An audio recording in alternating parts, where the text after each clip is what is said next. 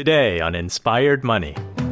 I handed in my resignation, and I remember telling Matthew Ellis, he was at that time the highest earning tax partner in the Big Four. People were like, wow, he does £750,000 salary, 1.5 million bonus. And, these are, I didn't really even understand the magnitude of those figures then. I was just like, that's a lot of money. But I remember saying, Mr. Ellis, I would like to hand in my resignation. And he was like, oh, okay, Deepak, well, what is the plan? What do you intend to do? I want to be a rapper, Mr. Ellis. And I remember him being taken aback by it. This is episode 84 with founder and CEO of multi-award-winning SEO agency Pearl Lemon, Deepak Shukla. Welcome to Inspired Money. My name is Andy Wong, a managing partner at Runnymede Capital Management. Each week, we bring you an interesting person to help you get inspired, shift your perspectives on money, and achieve incredible things. From making it to giving it away, Inspired Money means making a difference, creating something bigger than oneself, and maybe, just maybe, making the world a better place. Thank you for joining me. Hey, Inspired Moneymaker, welcome back. If it's your first time listening, welcome. Inspired Money is different from other personal finance podcasts because we don't want to just learn how to live with money. We want to help each other to live richer lives, make a greater impact, and together make the world a better place. I'm so glad that you're listening today because we're joined by Deepak Shukla in the UK. Even though he's CEO of an SEO agency, that means search engine optimization. So if you have a business, you could hire his company, Pearl Lemon, to help your company or your products and services be found more easily online. Even though he's an SEO guy, we're not going to talk SEO today. Deepak's story is his parents immigrating from India in search of a better life for Deepak and his siblings. Deepak's choices to pursue a conventional corporate job versus starting his own business. Actually, Deepak has started several businesses. In this episode, you'll learn why Deepak left his Deloitte tax consulting job to pursue entrepreneurship, examples of the entrepreneurial mindset in learning by doing, and how travel can broaden your horizons, perspectives, and keep you grounded. Now let's get inspired with Deepak Shukla.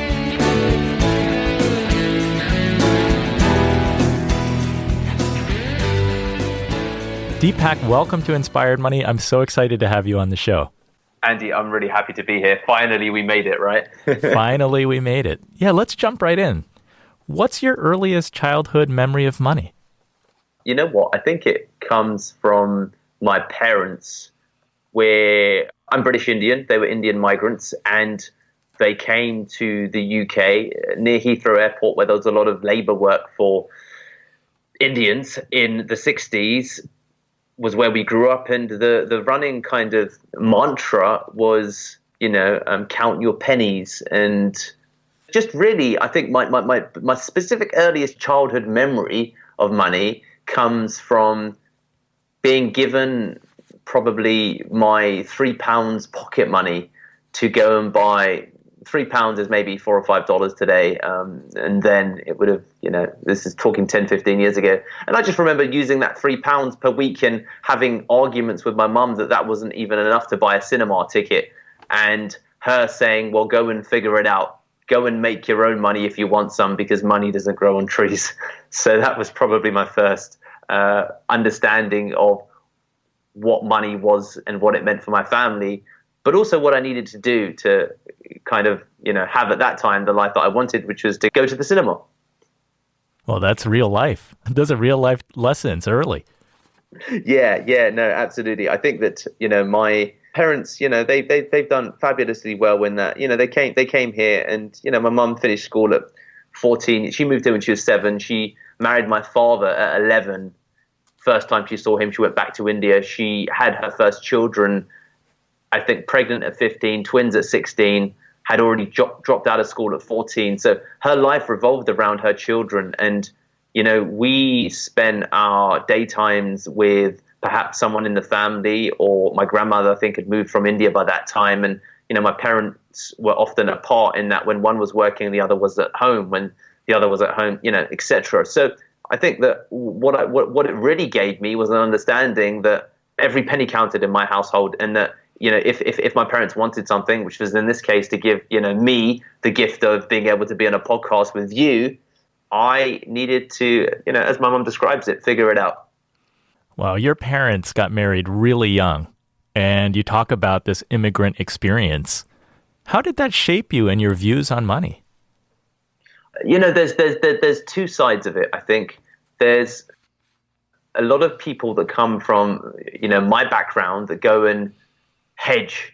They go and, and it's also a fabulous career. There's a lot of people that go and do kind of, safer things that are, that equate with money, which is, accountants, doctors, lawyers, dentists. There's probably, relative to the population in terms of Indian migrants, I don't remember. This is an old statistic. I read that, 38% of doctors in the United States are like, South Asian or maybe Indian, but basically like massively in relevance to the actual, population of Indians. And that kind of typifies, I think, for many people, the kind of migrant experience. And, in my instance, I guess it took a little bit of a different path in that my mum was really inspiring to me in her own way, and that she did force me to figure things out. And that meant if I wanted to go to the cinema, I had to, well, when I was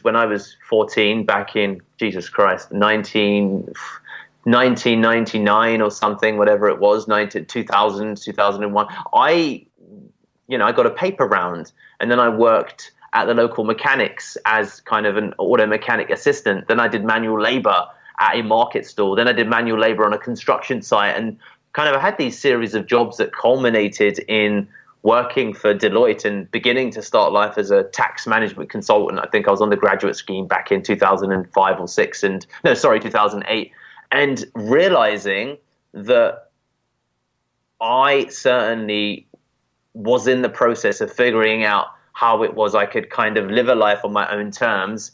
And I guess recognizing, Andy, that for me, what I knew that I didn't want was a path that led me down a very structured road where there was perhaps to some degree a cap on what was possible for me. And I saw that being a definite reality working, well, at Deloitte at that time. And so that made me realize that, well, hey, if I'm gonna figure it out, I'm gonna have to take a kind of different path. And what I then also have to thank my parents for is I've just grown up around people that work really hard, and it's part of, I guess you could say that's part of my DNA. So I'm so happy that I've had this migrant experience. I'm so happy that my mom has fulfilled her dreams and being able to give us the gift of education and opportunity. And I feel blessed to potentially be on a path where, I can repay them back in orders of magnitude. And yeah, it's really inspiring, what my parents have done for me. Deepak, you were on that traditional path, right? That safe path of accounting. You were in the Deloitte tax practice. When you graduated from university, did you know what you wanted to do? Andrew, I was an art major. I mean, my major was English literature when I finished school, with a minor in philosophy. And the irony of all of this is that I still remember going into my Deloitte interview with one of their partners, and I'd done their kind of summer internship program. And at the end, they whittle it down to the people that they're going to kind of keep or kill. And one of the questions that I got asked, in fact, the opening question was, why are you here? And the tax partner at that time, Graham, I believe his name was, a chap from Leeds in the north of England. And I said, I'm sorry, Graham, I'm not sure that I understand the question. And he said, well, hey, I see that English literature is your major. I look before that at your A-level qualifications, and I noticed that you did English literature, psychology, and philosophy. So why would you come and choose to pursue a career in tax consulting? Yeah, valid question. Absolutely. And I think that, English is helpful in making you work on your communication constantly. And I think that, I got it right and I got it wrong when I told him what I told him, which was that, I find the intellectual stimulation that Deloitte gives me to be, something that I think that could sit with me and that I could live with for the future. I think that, my ambitions are more in line with potentially a career here. And ultimately, I think that, the ambition was there, the desire for intellectual stimulation was there, but probably ultimately, as I discovered, not pursuing a path that involved tax consulting, but actually more broadly, now that I look back on it, the longest time I ever had a job was for 6 months when I was 18 years old. And at that time, I took on the Deloitte internship and then the graduate program. I was, maybe 21, 22. So the longest, that I look back on it, that I've been in kind of structured employment has been 6 months when I was 18 years old. So if anything, it's funny how you look back, right, as the late Steve Jobs said, and you can see that some of the dots connect. And certainly what I've more broadly been able to recognize is that a path of convention was never my path at all, and that actually it was Deloitte that was the smokescreen that hid the true kind of reality of my kind of path that I'm on. So hindsight is 2020. Obviously, the tax consulting work was not your passion and purpose. You ultimately would leave that job and take a very non-traditional path. Can you talk about that? How did you come to a decision to say, all right, I'm going to leave this safe path? Yeah, no, absolutely. I do believe in trusting your gut, and the moment that made me make that decision, I think, was when I was ultimately I'm on the grad program now, right? So I've got through this internship experience and I start kind of, a young-blooded grad, and I'm like, okay, cool, off to the races we go. Let's see, in here in England, we'd say, let's see what the crack is, meaning let's see what the deal is. And I remember going to one of the kind of networking events and meeting, I think like an associate director. He was 5 to 7 years down the line from, me, and he was where I could be. And I remember sharing, a couple of sips awkwardly of like a Jack Daniels and Coke next to him whilst he talked a little bit about his career. And Andy, I looked into his eyes and I heard how he spoke about his career. I heard how he spoke about his life. I looked at his energy and his aura, if you will, and I realized in that moment, no way. This is not what I want. And that was the moment that I think that ultimately led me into deciding that I'd take a new path. And that path was unclear to me, if I'm being honest. What I did know was that, right, I'm a literature major, so what I'm really good at is reading.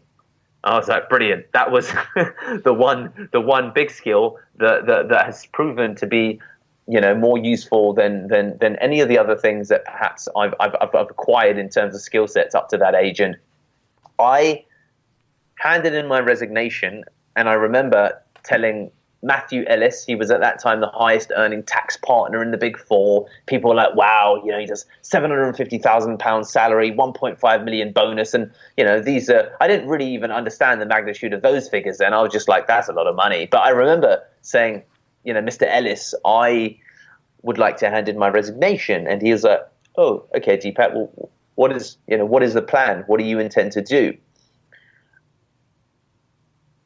I want to be a rapper, Mr. Ellis. And I remember him being taken aback by it. So yeah, I wanted to be a rapper. I'd been kind of MCing, we call it here, since I was maybe 14, 15. And I still had a love for it that had not been lost to me at the age of 20, 21. And I'd kind of continued it intermittently throughout my teens. And what I also knew at that time was that, Deepak, what are your parents going to say? And, my parents were naturally, as anyone would be, separate to, my background and culture. Any parent would be quite shocked when you say, Mum, I'm going to leave this great job and I'm going to go and become a rapper. And she was like, oh, okay, well, are you sure? Okay. And what I did was I thought, well, you know what? I know I need to make money. And I know that I've had one route to income, which has been get a job, exchange kind of, my hours or my time rather for within someone else's organization. And I thought, I don't want to do that anymore. I've done this at Deloitte. I did it at RSBC as a kind of a cashier. I'd worked in reception, administration, and all of these other bits and pieces that I spoke of as a dishwasher. And I thought, I don't want, I kind of have a sense of where that path leads. How can I make money for myself? How do I do it? So upon handing in my resignation, went on to Amazon and I searched for the best business books or the top 10 best-selling business books. And that was another moment that changed things for me. And I downloaded and I don't remember, maybe The Monk Who Sold His Ferrari. I got The Alchemist. I read Rich Dad, Poor Dad. I may have even read the 4-Hour Workweek. I'm not sure. It's a little bit blurred to me now. But I definitely read these series of business books that kind of just started blowing my mind, being like, oh, wow, I never got taught this in school. Heck, I never got taught this at Deloitte. And at that moment, I kind of took it upon myself to figure out, well, I like rapping. How is it that I can make money doing the thing that I also enjoy? And then, I kind of fathomed into life Deep Impact Recordings. And Deep Impact Recordings was the recording studio that I built in the spare room of my mum's house that I moved back into, and was the way that I was going to bankroll my new education ultimately in actually entrepreneurship more than rapping, if I'm being honest, looking back on it. So that was also, another kind of point where a lot of things changed for me. Yeah, it's really interesting because I did go to YouTube and looked up Deep Impact and I saw some of your rap videos. But certainly it's interesting that you weren't solely trying to create the music yourself. I mean, you were a rapper, but there was also the business side where you were trying to set up a studio and charge other musicians to use that space so that you could generate income. Yeah, absolutely, Andrew. And to be honest with you, I was a complete newbie to this world of, what kind of business was, and even entrepreneurship. I didn't really, I perhaps flirted with it, you could say, in that I sold some of my rap CDs when I was at university before the whole Deloitte thing, and I did attempt that, and that was, to be honest with you, that was probably the ends of it. And then deep diving into setting up Deep Impact Recording, figuring out, well, I don't have the funds to build a proper recording studio, so then I had to bootstrap. Okay, great. I took mainstream market advice and I figured out that wasn't going to work for me. So then I started, getting books on guerrilla home recording studios. And then I was like, right, how is it that I can promote and advertise a business that I've got no background in? So then I thought, well, why don't I turn to Facebook? And I thought, how can I, message the friends of my friends who are musicians? Because one of the things I did have was, of course, a musical network. And then I discovered, oh, well, there's these Facebook scripts that you can run that will automatically add people. And what I kind of discovered in parallel to the nights spent trying to write, rap songs and then trying to record was that this other side of it, I again, it kind of almost snuck up upon me. I found so much more stimulating, if I'm being honest, the whole process of kind of building my business. And, as I look back on it, I was 23, and I think I finished doing that at maybe 24, 25 at that time. That was really my first true run out at the, attempt at kind of trying to, be a small business owner, entrepreneur, self-employed. People kind of mix and meld these terms all the time now. And that was such a stimulating experience for me. And, I look back on it now, some almost a decade since then. I'm 33 coming on. That was, around 10 years ago. And I see that really was my first education in terms of making, inspired money, because I was inspired by the process of building the blue room. Then I built the red room. Then I had, engineers, and I was taking them to my local pub to try and show them the way that I mixed, because I had no concept of, I'd never read anything about, the E-Myth or franchising and building systems. I was kind of just trying to figure it out through my own mistakes as I went along. And, I look back on it and I'm like, what a brilliant education that was in trying to understand the art of actually, making an income from nothing. Yeah, you were learning by doing, that's for sure. Yeah, that has opened out into many other runouts at trying to do different things, and a lot of it has involved kind of stupidity, if I'm being honest. My studio came crashing to a halt almost as a consequence of me setting up the second studio, me then not really monitoring the second studio, musicians being taken home by the studio engineers to say, hey, Deepak charges $20-25 an hour, I'll do it for 15. Come to kind of, my house, I'll mix down your music. Me not recognizing how technology was changing the nature of recording studios, and that studios were getting smaller, people can record from home. Also not realizing that I need to back up my musicians' music, and, going on a celebratory night out with my girlfriend at the time, and, getting super drunk, losing my MacBook, not having any backups, and losing over 100 musician songs, and all of these things kind of spinning together, and me thinking one day, to hell with it, I don't want to do this anymore.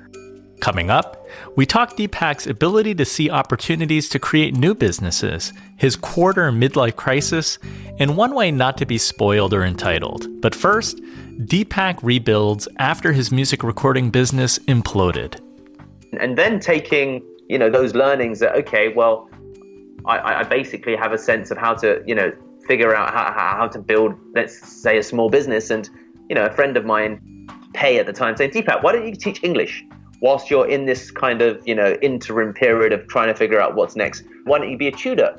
So then I signed up to a couple of tutoring agencies. I followed the same process that I'd been taught so well at university. Let's build a resume. Let's target the resume to the accountants, to the investment banks, to the PR people, as I'd done on that journey. And this time it was, let's target my resume towards the tuition agencies. Let's target my resume towards, students directly perhaps. And winding up at an agency, realizing that they were taking a 50% cut on the pay that I was receiving. I was getting $18, they were getting 36. And then again, same thing, thinking, this doesn't look that complicated. I reckon I can figure it out. And, within 3 or 4 days, setting up my first website on Wix and spending my nights trying to figure out how to make Wix work, and then setting up Gobsmackers. It's a pretty ridiculous name now that I look back on it, but, we'll leave you gobsmacked was the idea. And then thinking, well, hang on, I've got like a bunch of mates that I studied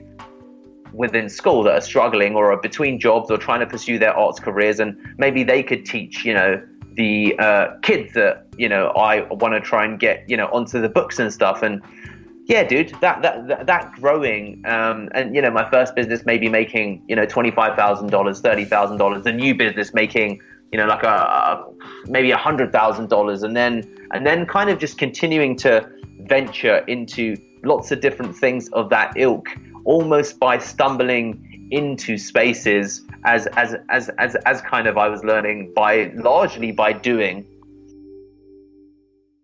The show notes for this episode can be found at inspiredmoney.fm/084. If you're listening in your car or wherever you are, check the show notes if you want to learn more about Deepak or things mentioned in the episode. It's time for the Runnymede Money Tip of the Week. So are you taking advantage of your 401k retirement plan? Although it's one of the most common retirement savings vehicles, one survey says that 63% of Americans do not understand exactly how a 401k works. A 401k is a tax-advantaged, employer-sponsored retirement plan. That means it's a plan offered to you by your employer, and it allows you to set aside money from your paycheck for long-term saving and investing. The idea is that over time, your money will grow and compound until you can start withdrawing it at age 59 and a half. If you have to withdraw it earlier, typically you have to pay a penalty. So why is it important to participate? Number one, contributing to your 401k plan has tax advantages. Contributions are made pre-tax, so the more you put in, the more you reduce your taxable income. Also, money invested grows tax deferred, meaning that you don't pay taxes when the contribution goes into the plan, you pay tax when you take the money out. If your 401k offers a Roth option, then you have the option to pay the tax now and grow your investment tax-free. If your company offers a company match, for example, matching up to 5% of your contribution, you'd be crazy not to contribute the 5%. If you don't, you're giving up free money. That's guaranteed without even investing it. And here's one last benefit that I want to leave you with. Your 401k contributions are automatic. Once you select your contribution amount, usually a percentage, that money is automatically taken out of your paycheck before you have a chance to spend it. It's a painless way to save for the future. Once you enroll in your 401k plan, you decide how much you want to contribute and how to invest. Your money has two best friends, time and compound growth. Invest early and often, and your 401k account will likely grow significantly over time.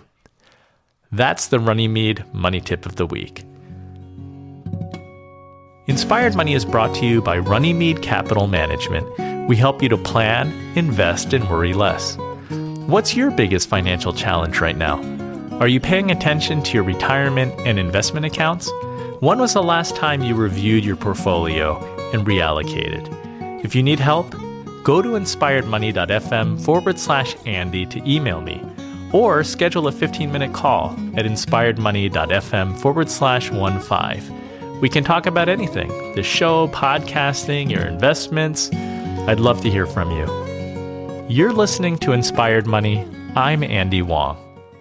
Yeah, it's really amazing. Your recording business came to such an abrupt close, but then you could take the knowledge that you had gained about earning money and running a business and apply that to tutoring.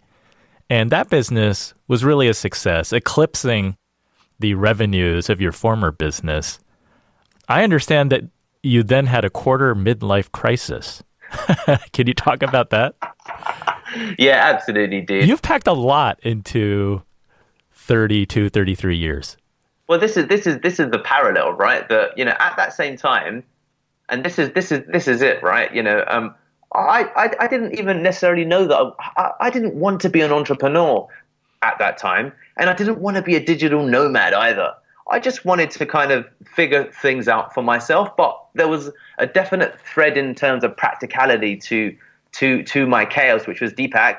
You need to make money to put food on your own table, and you need to kind of make your parents proud, and they were kind of two tenets that were super important to me, Andrew. So whatever it was that I went into, I thought that, right, I need to make some money, and I remember, because the tuition, the studio business, right, cash in hand, right. I was dealing with rappers the whole time, or singers, and I remember going to my dad and being like, "Hey, Dad, look, I made $60 today," and it was like such a mind blowing thing to me. And he was like, my dad in his amazing like Indian accent, he's like, "Well done, son. I'm so proud of you. This is great. Keep going." And then he'd return to watching, his TV show, like a Bollywood movie, perhaps, and a month later be like, "Dad, hey, look, I made my first £200 today." And he'd been like, "Oh, well done, son. Keep going. It's growing. You're doing really," and kind of growing to my first £1,000 day when I signed off maybe a tuition contract over 6 weeks for, a parent who was happy enough that I'd been to a good university, that had Deloitte on my resume, and kind of just beginning to patch all of these different things together. And in parallel, as you said, it leading to the crisis. And I had got to a stage where the tuition business was going pretty decent, right? We getting approached by, I remember, a subsidiary of Coca-Cola had approached us about, language lessons, and the way that I'd modeled the business at that time was, right, let me spit out a bunch of videos on YouTube, right, to actually demonstrate that I know stuff about, investment banking applications. This is about this application. This is about, language learning. And I'd spit out a lot of these videos, and, that learning had come from the fact that I used to rap, and that I was uncomfortable. I had to be comfortable in front of a camera. I had to battle rap. And, I remember running out of people's houses because this rapper was trying to beat me up when I was like 14, 15, and being like, right, let me apply the same principles. Think on your feet, Deepak. Improv, Deepak. Right. Position yourself as someone who's an expert within the industry that, you've just popped up in overnight. And that has, been really great. But to be honest with you, I'd got to a stage where I had, and it was a very profitable business. It was, me and a mobile phone, my website, whether it generated any leads, is neither here nor there, because I was basically building my business off a classified ad site, like your version of Craigslist. I discovered I could make some money, and I'd got like maybe £27,000, I remember, which is maybe, $35,000 or something of cash in my account. And I remember being and thinking that it was a crucial tipping point for this business. And I just raised some money. I just raised maybe like £75,000 to run a tech startup, a tuition platform called Meet My Tutor. And I thought, right, I am not interested in my legacy being a private tutor. I want to travel and explore. So the way that I shut down that business was by just turning off my mobile phone. So none of my clients could contact me. All of the kind of tuition had been served out. So that money that was in the bank, was kind of I'd made all my payments, and then just leaving the country and spending several years, if I'm being honest, kind of moving and traveling and kind of living off a combination of, the money that I'd earned from this business. So then I lived in Lisbon. I moved to, I don't remember, I was living in Lisbon, Malaga. I went to fight Thai kickboxing in Rio, and kind of then transitioning into when I begun to become low on my reserves, understanding that, so now I need to be location independent. So how do I make money when I'm away? And just continuing really that journey of thinking, what the heck am I doing with my life?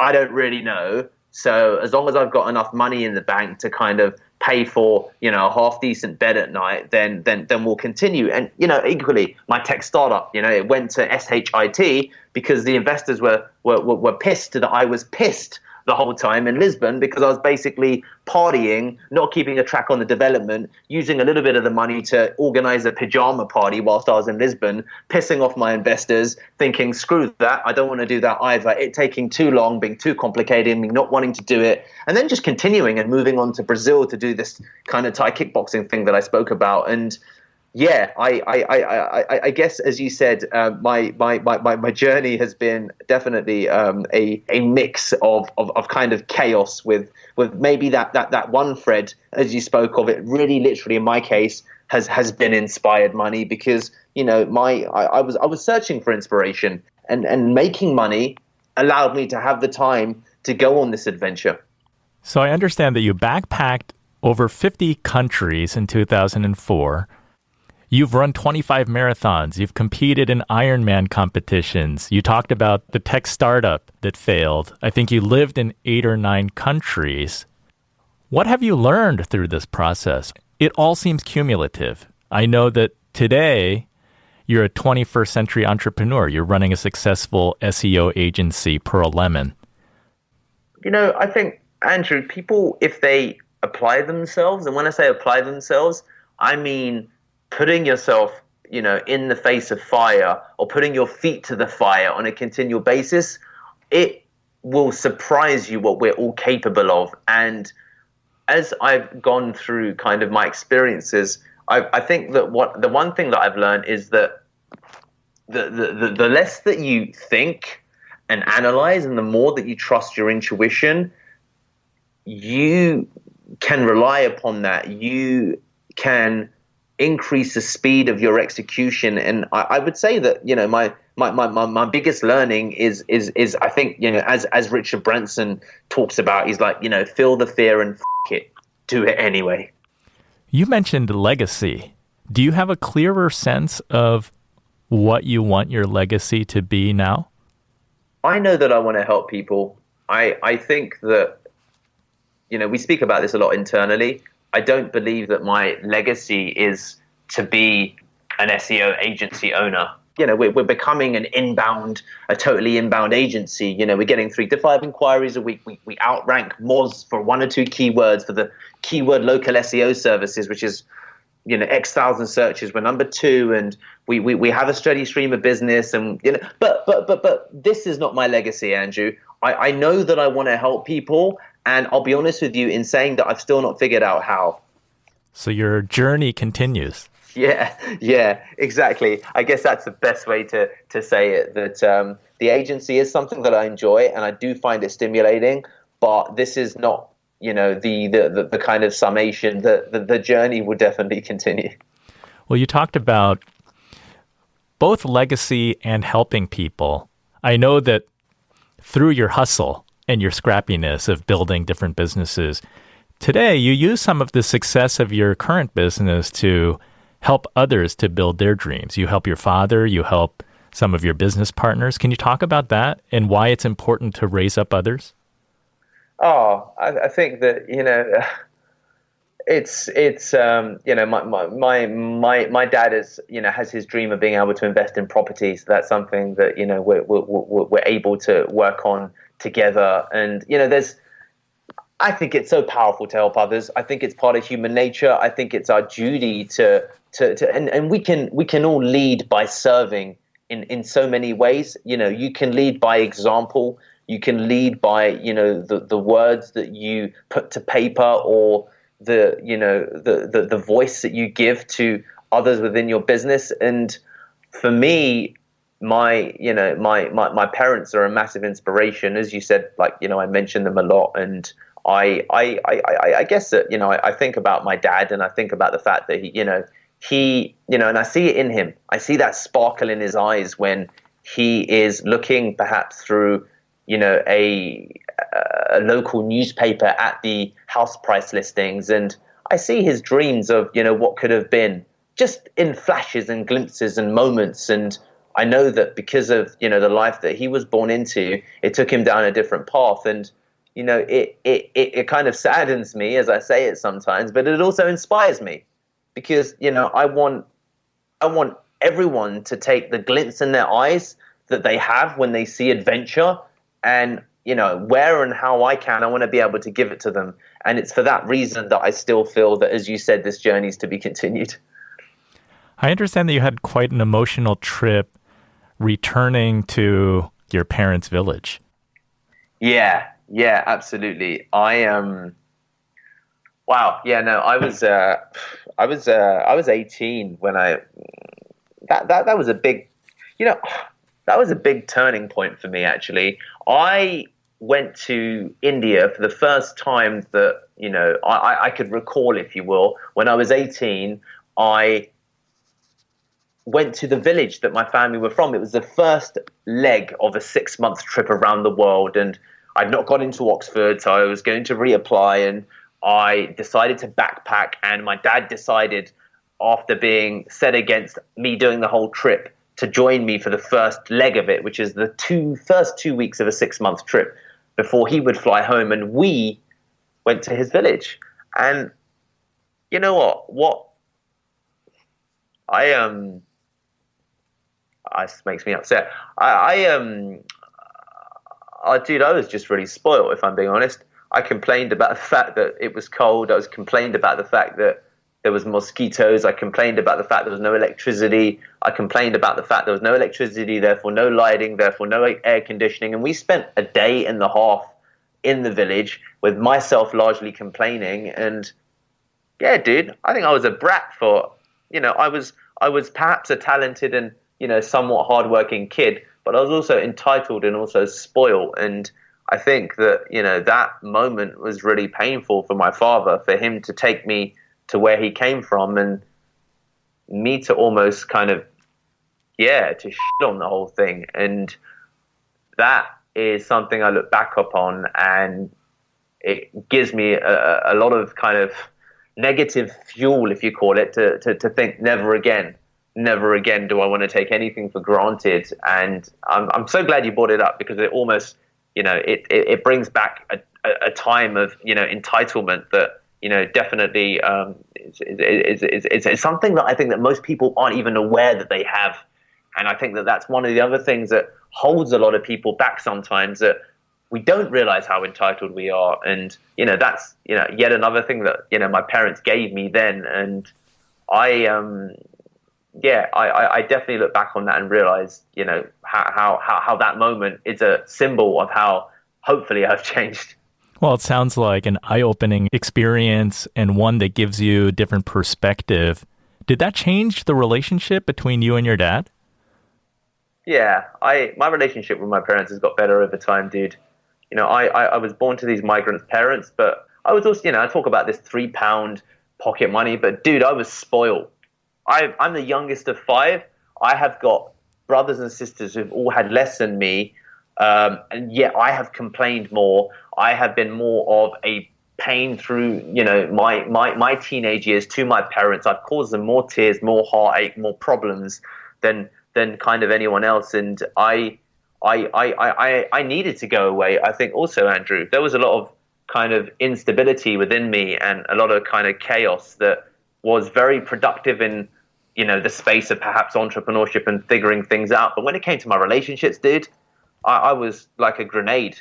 I would blow up at anyone who was close to me. And I am really grateful that I had the opportunity to go away, to Lisbon, to Rio, to Georgia, to go away, to be by myself and to get into like a ton of therapy, if I'm being honest, and to help figure out, where my head was at, and to maybe come back to London as I did at 30, ultimately, and just, have a much better and more productive and positive relationship with my parents now. You've experienced, like I said, a lot in 3 decades. I like to ask all the Inspired Money guests, how do you define success? Success is trying to do all you can to reach at your own potential. You can become anything that you want, and where you end up is less relevant than actually beginning that journey of seeing what's possible for yourself. And actually, it's just that journey that matters. So reach out in search of your potential. Don't think about the end goal. Just reach and see where you end up. I love that. Well, thank you, Deepak, for sharing your story and your views on money and Inspired Money. Can you tell the Inspired Money listener where they can find out more about you and follow you and learn more about your business? Yeah, absolutely. Absolutely, Andrew. If you want to find out about myself personally and a little bit about my story, you can head to my website at deepakshukla.com. And then if you want to find out about the agency and the pure kind of business aspect, then you can head to pearllemon.com, which is like a pearl necklace, and then the second word lemon, pearllemon.com. Thanks, Deepak. Thank you, Andrew. So what was your favorite Inspired Money moment? Deepak has embraced 21st century entrepreneurship, teaching himself by reading books, using online resources, and then putting what he's learned to the test in the real world. He's not afraid to try new things, and his eyes are always open to new opportunities. Case in point, when he was tutoring and saw how much the agency charged relative to his pay, he immediately created a website and started his own agency. If you had a different favorite Inspired Money moment and takeaway, let me know by going to inspiredmoney.fm/Facebook. Let's continue the conversation there. Thank you so much for listening. If you like this Inspired Money episode, please share it with a friend. Thanks again for joining me on this mission. The music that you're listening to right now and all the other music on today's show is by the amazing Jim Kimo West. Have an inspired week. Do something that scares you, because that's where the magic happens.